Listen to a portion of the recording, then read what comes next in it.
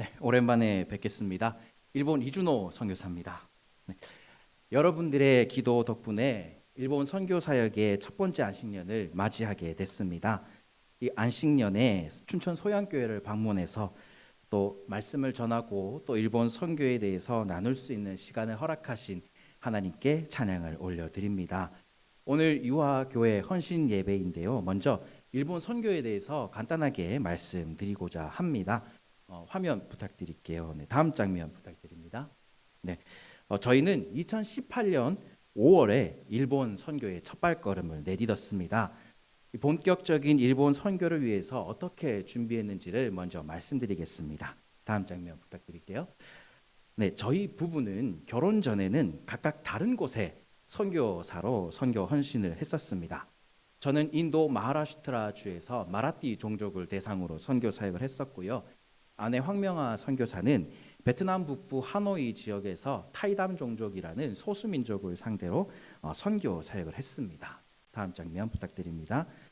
저희는 처음에 베트남 선교사로 지원을 했습니다. 그런데 훈련 가운데 하나님께서 일본에 대한 마음을 주셨고 또 하나님께서 일본으로 이끄시고 계시는 것을 확신할 수 있었기 때문에 일본 선교사가 됐습니다. 그래서 2017년 일본 선교사 안수를 받게 됐습니다. 다음 장면이요. 이후 2018년 5월 말에 동경 성서학원에 가서 약 2년간 일본 선교를 위해서 일본어, 일본 문화, 일본 교회 등을 배우면서 선교 사역을 준비했습니다. 그 기간에 2019년 2월에 소양교회 단기팀이 저희를 방문해 주셨는데요.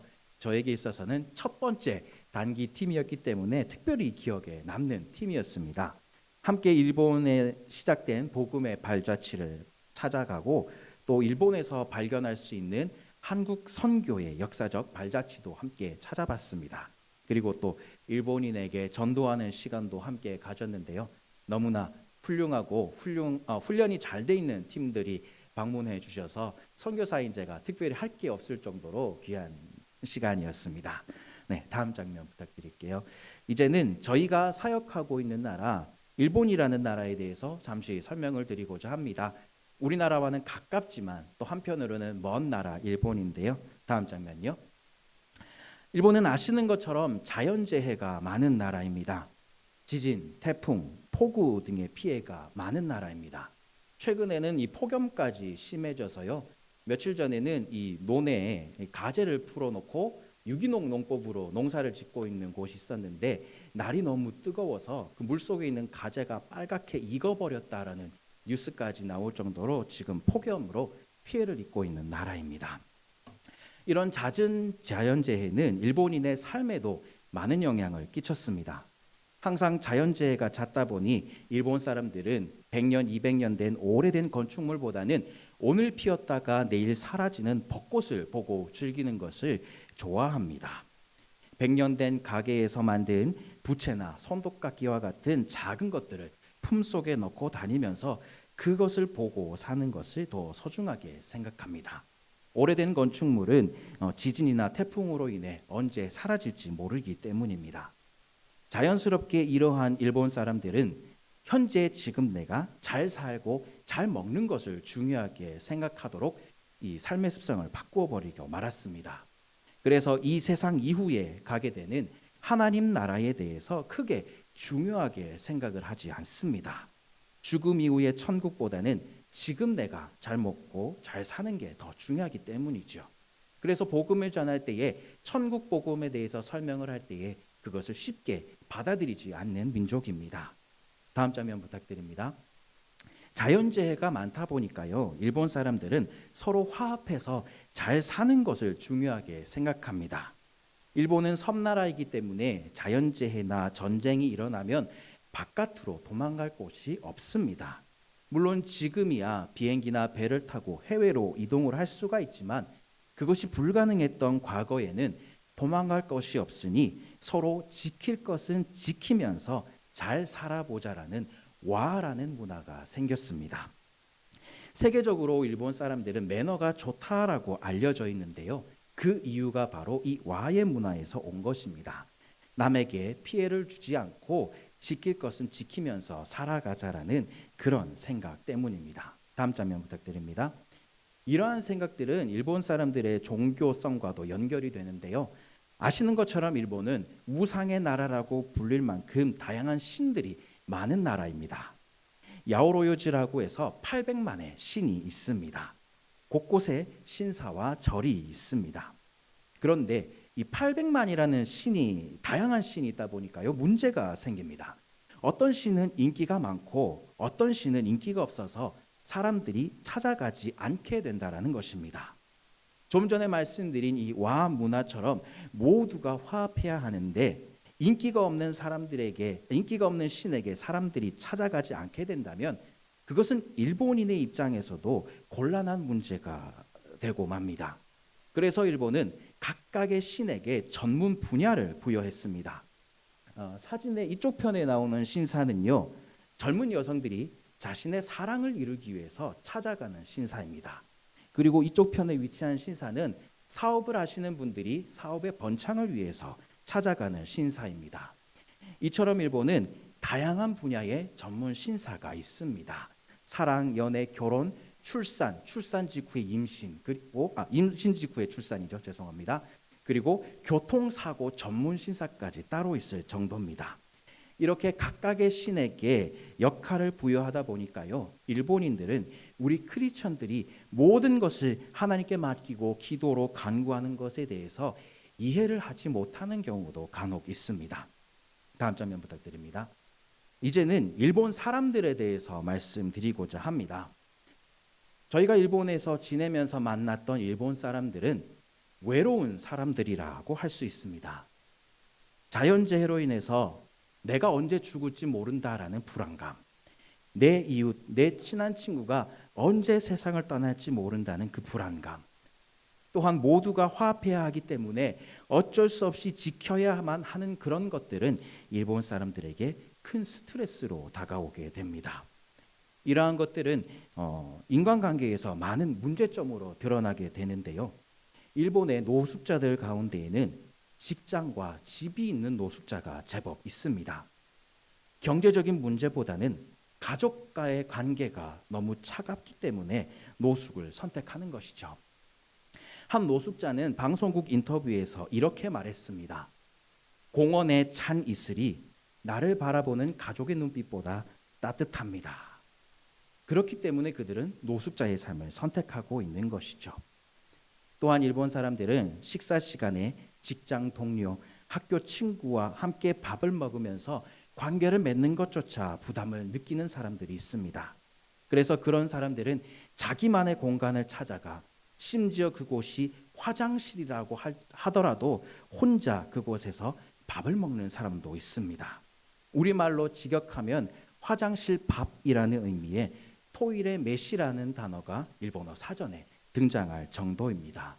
이 정도로 일본 사람들은 마음의 문이 굳게 닫혀 있는 사람들입니다. 다음 장면 부탁드립니다. 또한 일본은 급격한 인구 감소가 진행되고 있는 나라입니다. 올해 초에 발표된 이 자료에 의하면 전년도 대비 64만 명의 인구가 줄었다라고 합니다. 이것은 마카오의 인구와 비슷하다라고 합니다. 한 도시의 인구가 줄어들었다라고 할 수 있는데요. 이로 인해서 일본 교회 역시 큰 타격을 받고 있습니다. 주일학교에 아이들이 없습니다. 저는 아까 좀 전에 선생님들과 아이들이 찬양하는 모습을 봤는데요. 그 모습 자체가 저에게는 눈물을 쏟게 하는 그런 아름다운 모습이었습니다. 사진에 보시는 교회는 지어진 지 100년 가까이 되는 교회인데 주일학교 학생이 단 2명입니다. 그 2명은 담임 목사님의 손자, 손녀입니다. 그 이외에는 아이들이 없습니다. 이러한 부분들은 신학교 문제로도 이어지는데요. 예전에 김선일 목사님께서 타케모리 코이치 목사님에 대해서 말씀 전하셨던 것들 아마 기억하는 분도 계실 겁니다. 제가 동경성서학원에 있을 때에 그 당시 전교생이 23명이었습니다. 일본에서 제법 큰 신학교라고 하는데도 전교생이 23명입니다. 그것도 한 교단의 신학생이 아니고 신학생을 키울 수 없는 교단에서 위탁 교육을 부탁한 학생까지 합한 숫자가 23명입니다. 이것은 일본의 목회자 부족 사태로 이어져서 일본 교회는 한 명의 목사가 두세 개 교회를 맡아서 사역하는 경우가 많습니다. 한국은 코로나가 오게 되면서 온라인 예배를 드리기 시작한 교회가 많았을 텐데요. 일본은 이미 코로나가 오기 전부터 이렇게 한 명의 목사님이 두세 개 교회를 동시에 온라인으로 예배를 드리기도 했었습니다. 감사한 것은 그런 가운데에도 단 한 사람이라도 두 사람이라도 복음을 전하기 위해 하나님의 일꾼으로 지원하는 자들이 나오고 있다라는 것입니다. 다음 장면 부탁드립니다. 이런 일본에서 저희는 일본 홀리네스 교단의 요청으로 일본 효고현 카코가와라는 곳에 위치한 카코가와 메구미 교회를 섬기고 있습니다. 오사카에서 자동차로 1시간 반에서 2시간 정도 떨어진 곳이고요. 고베에서는 자동차로 1시간 떨어진 곳에 위치한 작은 도시입니다. 다음 장면 부탁드립니다. 네, 카코가와 메구미 교회의 사진입니다. 1981년에 세워진 교회입니다. 40년 된 건물 일본 가정집을 개조해서 함께 예배를 드리고 있고요. 전교인 수는 20명 정도가 됩니다. 그동안 목회자가 없어서 옆 도시 고베에서 사역하시던 목사님이 이제 한 번은 카코가와에 오셔서 말씀을 전하시고 또 한 주는 고베에서 말씀을 전하시고 그렇게 13년간 예배를 드려오던 교회였는데 이번에 이제 저희가 홀리네스 교단의 요청으로 이곳에서 섬기고 있습니다. 다음 장면 부탁드리겠습니다. 저희가 카코가와에 도착한 날이 2020년 4월 첫 번째 주일이었습니다. 일본도 그때부터 코로나가 심해져서 정부에서 긴급 사태 선언을 발령했습니다. 그래서 저희가 도착한 그 다음 주부터는 모여서 예배를 드릴 수가 없게 되었습니다. 처음에는 이 설교 원고를 일본어로 작성해서 성도들에게 우편으로 보내고 성도들은 정해진 시각에 각각 집에서 찬송을 부르고 기도를 하고 설교 원고를 읽으면서 예배를 드렸습니다. 그러던 가운데에 성도들과 연락을 하고 함께 기도하던 가운데에 성도들이 카코가와 메구미 교회의 예배당 십자가를 보면서 예배를 드리고 싶어하는 그 열망을 느끼게 됐습니다. 그래서 유튜브로 2020년 5월부터는 유튜브로 설교를 녹화해서 각 가정으로 그 주소를 보내서 예배를 드리게 되었습니다. 긴급 선언이 해제된 뒤에 다시 모이게 되었을 때에는 예배당에 오시지 못하는 분들을 위해서 줌을 이용해서 유튜브 라이브 중계로 또 드리고 있습니다. 지금 현재 안식년 때문에 한국에 나와 있는데요. 주중에 제가 일본어로 설교 녹화를 해서 교회 유튜브 영상에 올립니다. 그러면 성도들은 예배당에 모여서 찬양하고 기도하고 설교 시간에는 그 영상을 딱 틀어서 영상을 보고 그렇게 예배를 드리고 있습니다. 다음 장면 부탁드립니다. 코로나 가운데 저희가 카코가와에 가게 됐지만 코로나 가운데에도 전도 활동은 멈추지 않았습니다. 성탄절이나 부활절이 되면 교회 주변의 집집을 다니면서 우편함에 전도지를 넣는 전도를 했습니다. 특히 이제 저희 교회 성도 중에 니시무라 상이라는 이 성도가 있는데 사진에 이렇게 들고 있는 것처럼 그림책을 만드는 것이 특기인 분입니다. 니시무라 상이 이렇게 직접 그림책을 만들어서요. 성경의 내용을 담은 부활의 내용이라든지 성탄의 내용을 담은 이런 그림책을 직접 제작을 해서 그 그림책을 이제 각각 집에 우편함에 넣으면서 복음을 전하고 있습니다. 또한 소양교회에서 일본 선교를 위해서 보내주신 이 말씀 족자를 통해서 전시회를 열고도 전도를 했었습니다. 일본은 이 서예도 태권도나 검도처럼 단증이 나올 정도로 서예에 흥미가 있는 사람들이 아주 많습니다. 일본의 서예는 쇼도라고도 합니다. 카코가와 시에서 주관하는 이 문화 행사에 저희 카코가와 메구미 교회도 참여해서 한국 서예 전시회를 열었습니다. 그리고 서예에 관심 있는 사람들을 초청했습니다. 한국과 일본의 한자가 다른 부분이 많이 있어서 그것에 관심을 가지고 오시는 분들이 꽤 많았습니다. 그 중에 특별한 기억이 한 가지가 있는데요. 한 여성분이 사랑 애자가 쓰여진 그 족자 앞에서 역시나 사랑이라는 단어는 따뜻하네요라고 고백을 했습니다. 믿지 않는 사람이 그런 고백을 했었는데요. 저는 그 고백을 듣고 한국 교회에서 일본 선교를 위해 정성을 다해서 보낸 이 족자를 통해서 예수님의 사랑이 전해졌구나라는 것을 깨달을 수가 있었습니다. 앞서 말씀드린 것처럼 늘 외롭고 마음이 닫혀 있던 사람들에게 글자 하나로 예수님의 사랑이 전해진 것이지요. 저희 교회 카코가 메구미 교회 성도들이 이 은혜가 얼마나 컸던지 올해도 말씀 족자 전시회 하겠습니다라고 결정을 했습니다. 안식년이기 때문에 제가 한국에 있지만 선교사님이 없어도 저희가 하겠습니다라고 결정을 하고는 또 올해 이 족자 전시회를 열 준비를 하고 있습니다. 다음 장면 부탁드리겠습니다. 저희가 일본에서 사역하고 있는 동안 느꼈던 가장 큰 은혜를 한 가지 나누고자 합니다. 그것은 바로 저희의 아픔을 하나님께서 기쁨으로 바꾸셨다라는 것이죠. 사실 저희 부부는 난임 부부였습니다. 저는 태어날 때 선천성 심장병을 가지고 있어서 만 4살이 되던 해에 큰 수술을 했습니다. 그런데 그 수술의 영향으로 저희 부부는 자연임신이 불가능한 가정이었습니다. 결혼 이후에는 자녀가 생기지 않아서 자녀를 기다리는 아픔이 있었습니다. 때로는 왜 우리 부부에게만 자녀가 없느냐고 하나님을 원망하기도 했습니다. 그러던 가운데 하나님께서 아내 황선교사에게 이런 마음을 주셨습니다. 이 일본 땅에도 많은 사람들이 있다. 하지만 나를 믿는 나의 자녀가 없다. 자녀가 없어서 아파하는 너의 마음이 어떤지를 나는 너무도 잘 알고 있다라는 위로의 말씀을 황 선교사에게 해주셨습니다. 저희는 그것에 하나님께 감사의 기도를 드리고 일본 선교사가 될 것을 결단했습니다. 그리고 안수식에서 황명하 선교사가 대표로 간증을 했는데요. 이렇게 간증했습니다. 만약 일본에서 단 한 사람이라도 영적인 자녀를 얻게 된다면 그것만으로 충분합니다.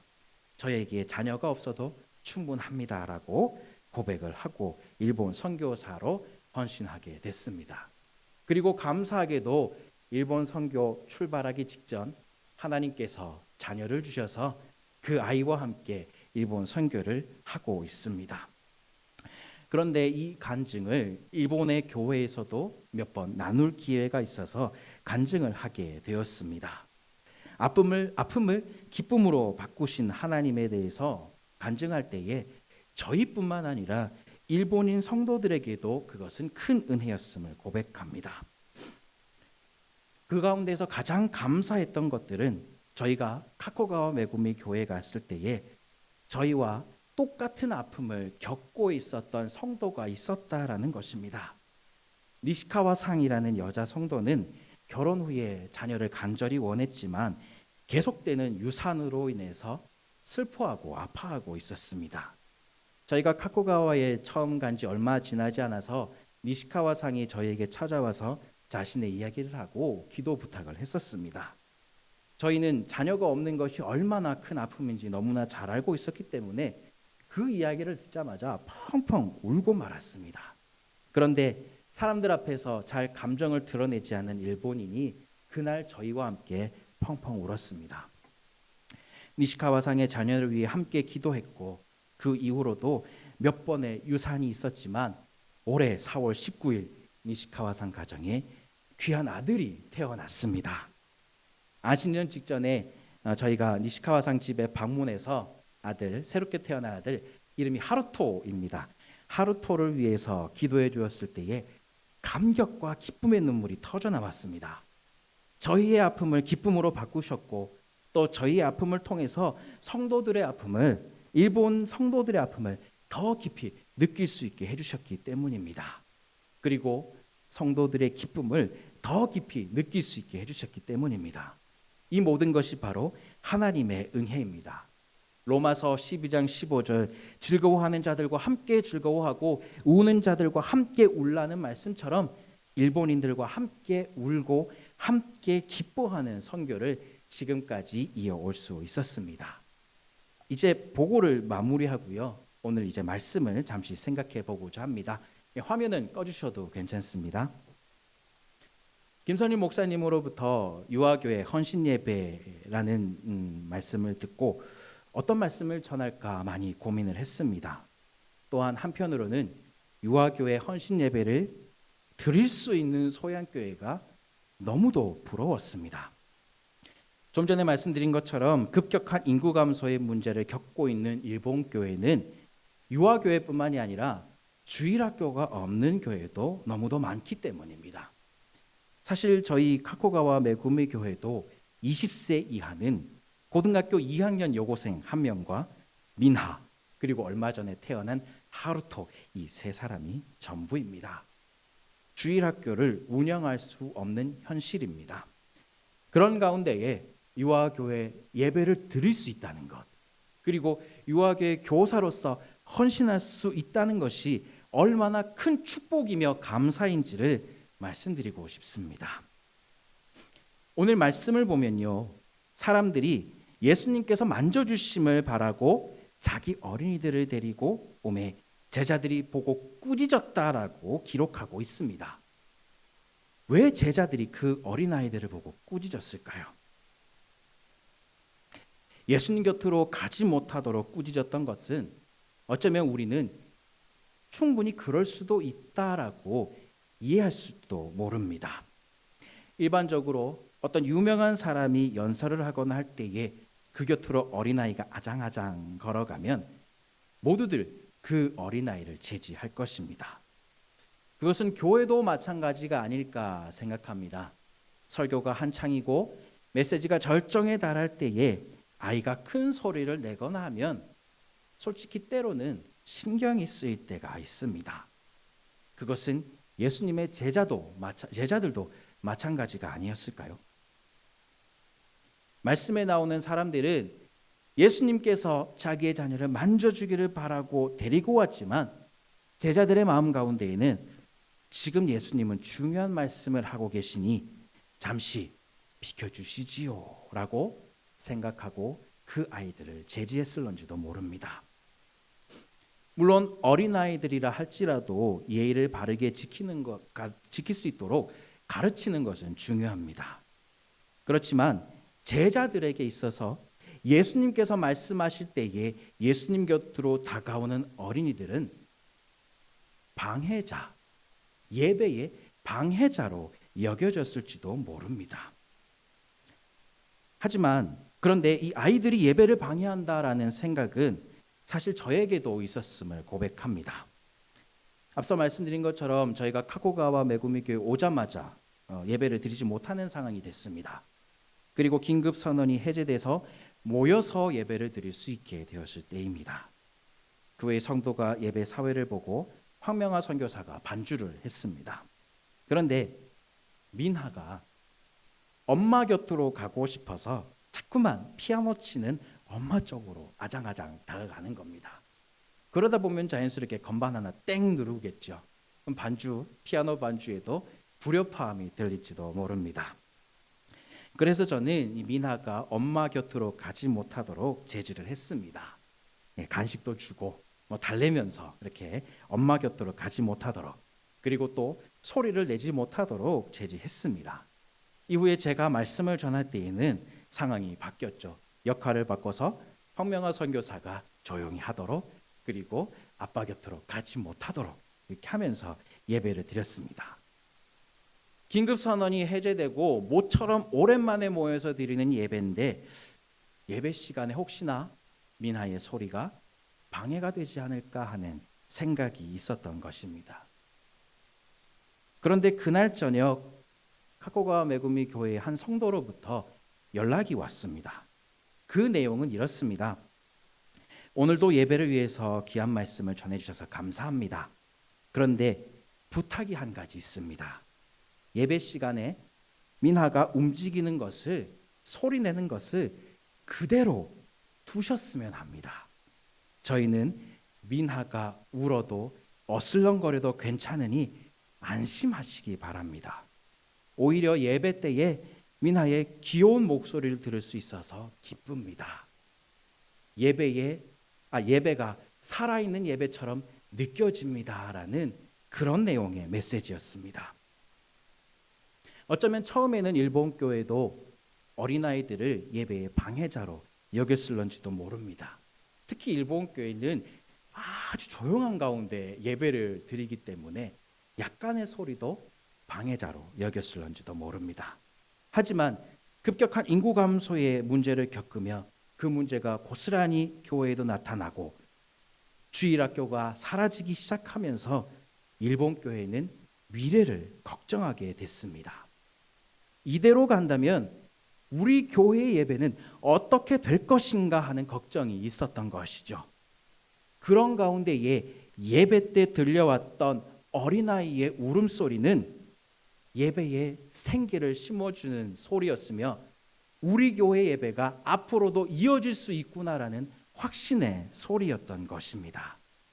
단 한 사람이라도 예배드리는 어린아이가 있다라는 희망을 가지며 기쁨으로 감사로 예배드릴 수 있게 되었던 것이지요. 이제 더 이상 어린아이는 예배의 방해자가 아니라 함께 예배를 드리고 있는 어엿한 한 사람의 예배자입니다. 아까 유아교회 선생님과 친구들이 나는 예배자입니다라는 찬양을 했죠. 저는 그 찬양 듣고 깜짝 놀랐습니다. 내 설교가 원고가 유출됐나 하는 생각이 있었습니다. 그렇습니다. 아이들은 한 사람의 예배자인 것입니다. 예수님께서도 오늘 말씀에서 어린아이들이 내게 오는 것을 용납하고 금하지 말라. 하나님 나라가 이런 자의 것이니라고 말씀하셨습니다. 예수님께서도 어린아이를 예배의 방해자가 아닌 한 사람의 예배자로 바라보고 계시는 것이죠. 또한 예수님께서는 나아가서 누구든지 하나님의 나라를 어린아이와 같이 받아들이지 않는 자는 결단코 거기 들어가지 못하리라고까지 말씀하셨습니다. 예수님께서 말씀하신 것처럼 어린아이들도 그 누구 못지않은 믿음을 나타낼 수 있는 귀한 존재임을 고백합니다. 예수님께서 이렇게 말씀하셨던 이유는 무엇일까 곰곰이 생각을 해봤는데요. 아이들은 주님의 말씀에 순수하게 있는 그대로 순종하는 존재이기 때문이라고 저는 생각합니다. 일본 선교를 출발하기 전 한국 교회를 섬길 때에 저 역시 유아교회 담당 교역자로 섬긴 적이 있었습니다. 유아교회에서 말씀을 전하고 또 함께 찬양을 하고 또 캠프도 하고 그랬었는데요.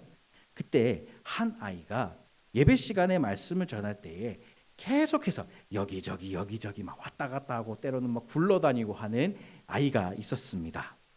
아이가 예배 시간에 돌아다니고 굴러다니는 것은 당연하지만 그날따라 너무 심한 것 같아서 제가 그 아이를 불러서 예배 시간에는 가만히 있는 거란다라고 이야기를 해주었습니다. 그런데 그날 오후 예배가 마치고 나서 집에 갈 때 그 아이가 저에게 와서 당당하게 이야기했습니다.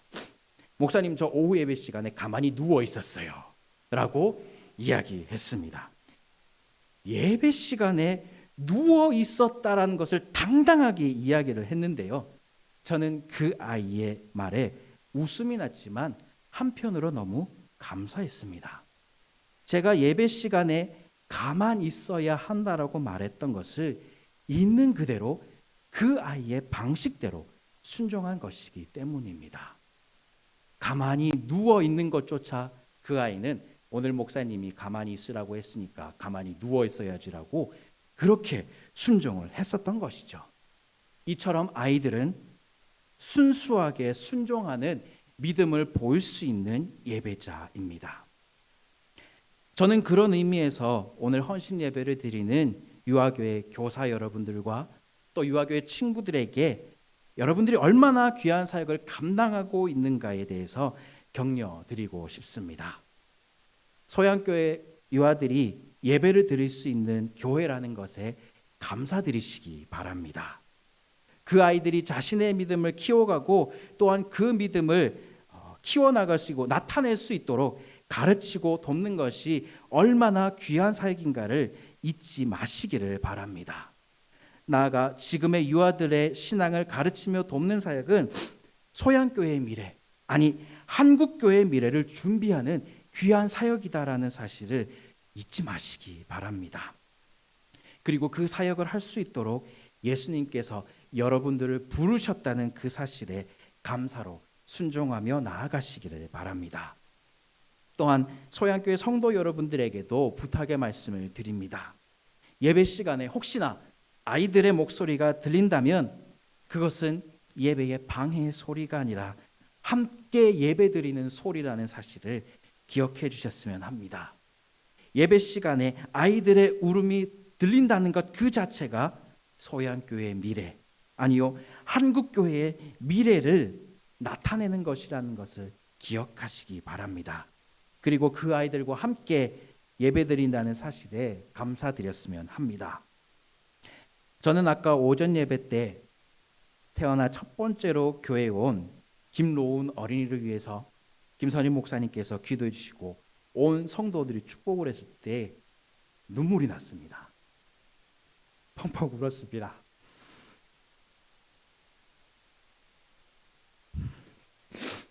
죄송합니다.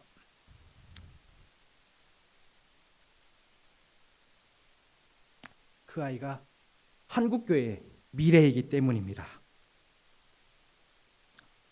그 아이를 통해서 한국교회 예배는 멈춰지지 않고 계속해서 이어갈 것이기 때문입니다. 미래를 준비하는 교사 여러분, 주님의 이름으로 축복합니다. 여러분들이 하고 있는 그 봉사, 작은 것처럼 느껴질지 모르지만 한국교회 미래를 준비하는 가장 위대한 사역이라는 것을 잊지 마시기를 바랍니다. 또한 소양교회 성도 여러분들도 유아교회 선생님들을 보실 때 많은 격려해 주시기를 부탁드립니다. 미래를 책임지고 있는 최전선에서 일하고 계시는 선생님이라는 사실을 기억하시면서 축복해 주시고 격려해 주시기 바랍니다. 그리고 유아교회 아이들이 신앙을 키워가고 이 소양교회 예배를 지켜갈 수 있도록 계속해서 아이들을 위해서도 기도해 주시기 바랍니다. 한국교회의 미래를 준비하는 유아교회 교사 여러분, 그리고 한국교회 미래를 준비하는 우리 소양교회 성도들이 되시기를 주님의 이름으로 축원합니다. 기도하겠습니다.